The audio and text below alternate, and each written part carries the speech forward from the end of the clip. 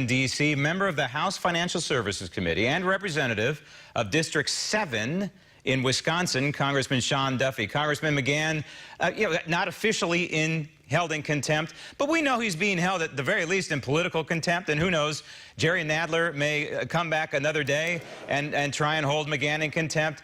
He's going to hold other members of the Trump administration potentially in contempt. We know where this is careening toward. We know what Jerry Nadler is after. We know why his salivary glands are going in overdrive right now. This is headed toward an impeachment process. You agree?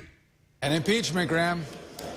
Yeah, that's right. So here, I mean, what's outrageous is Democrats said they want the truth about Russia meddling in our elections. Forget that Hillary Clinton and the DNC, colluded with Russia to build this dossier to start the investigation on Trump. But they said, let's hold out for the Mueller report. Mueller's the gold standard. Well, Don McGahn sat down for 30-plus hours with Bob Mueller, testified to everything that happened, and Mueller came out and said, no collusion with Russia. But that's not good enough for Jerry Nadler or the radical Democrats here. So they said, let's try to bring Don McGahn back in front of the House to see if we can embarrass Don McGahn or embarrass the president. This is a total charade. And the bottom line is Democrats should move beyond, resisting and obstructing Donald Trump. And let's move to actually working on legislation that helps the American people, continues to grow the economy, more jobs, more upward mobility. Enough with the partisan junk that's going on inside the Democrat Party, and especially with Jerry Nadler. Right. Is the work of the people weaponizing these committees?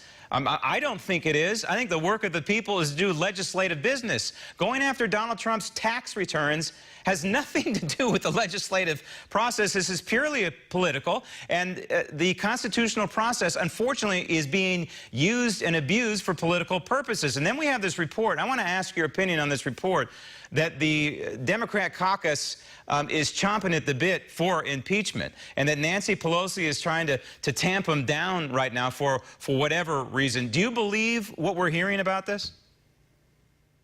So first off, let me go back to a point you made. I do believe in strong congressional oversight of the administration. That is our role. But when you've had investigators that are trained in investigating Russia collusion, and they did a 2-year investigation on Russia collusion, enough with the House. Now it just becomes harassment. But to your point, Democrats, and especially the most vocal left-wing activist side, the socialists, like Alexandria Ocasio-Cortez and my good friend Al Green, they're the ones who are, as you said, chomping at the bit to impeach President Trump. And I'm going to tell you this. I think that is horrible for America because Donald Trump has done nothing wrong except grow the economy and make people's lives better. But as a Republican, it's great for the Republican Party, and it's great for Trump's reelection. But I'm an American before I'm a partisan. I hope they don't do it. But if they do, Donald Trump guaranteed election, and I think we win the House back. I worry about the future, yeah. I worry about the long term. I worry about, for my daughter, how this affects her life when she's our age, and your children, too. Because what the Democrats are doing is lowering the bar. And so now they think this is standard operating procedure, which it's not. And we need to restore the sanctity of the United States Constitution and the Article I branch, because right now the House of Representatives appears to me to be off the constitutional rails. I do agree with you, though, Congressman. I think this could backfire. And I believe that the president could get that Bill Clinton post-impeachment attempt bounce. And I think it is good for the Republican Party. Now, I got to talk to you about real quick. Oh, go ahead. Go ahead. Go ahead. I was going to say, I disagreed with everything that Barack Obama did, but I went to the State of the Union respectfully. I went to his inauguration, and I treated people with respect, though I wholeheartedly disagreed with them. And that's the way our republic has worked for over 200 years. Democrats are fundamentally changing the way the institution works, the way government works, and it will be for the worse. Yeah. And hopefully it's not permanent, but we have a lot of work to do. You have a lot of work to do, and we'll try and help on this program, that's for sure. And I got to ask you, you're on the Financial Services Committee. You had Ben Carson testifying today, and a fascinating subject was brought up, a new policy, I guess, with HUD, and a very pro-America policy. And that is, if you want to have federal housing, you want to be entitled to federal housing, you better be able to prove your citizenship, and that would be U.S. citizenship, right? Yeah, shocking, Graham. So there's a law in the books that says, hey, subsidized or free housing actually has to go to a U.S. citizen.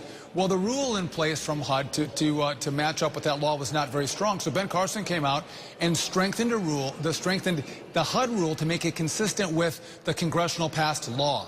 And Democrats were losing their mind today because they don't want to see illegals kicked out of their, taxpayer-subsidized housing through HUD and see that house go to an American citizen. Maybe a veteran, maybe,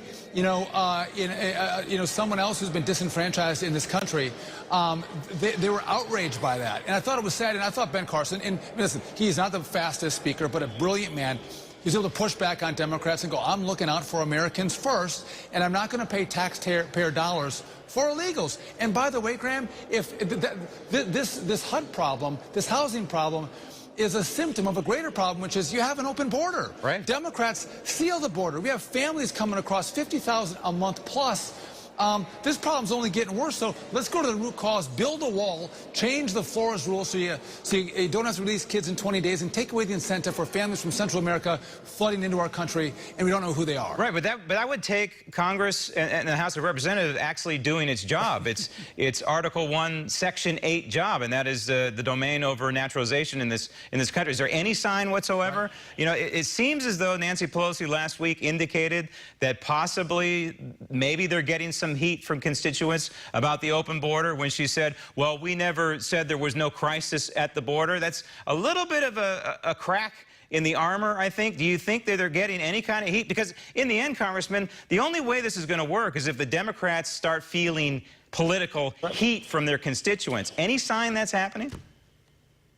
So, as you know, Nancy Pelosi 3 months ago was saying it's a manufactured crisis, and now she says, oh, no, I guess it is a humanitarian crisis at the border. And so I do think Democrats, and especially the more moderate ones that need to win in Trump districts, I think are coming to her and say, listen, we have to deal with this problem. It is an American problem, and a win on the border is not just a win for Donald Trump. It truly is a win for the American people.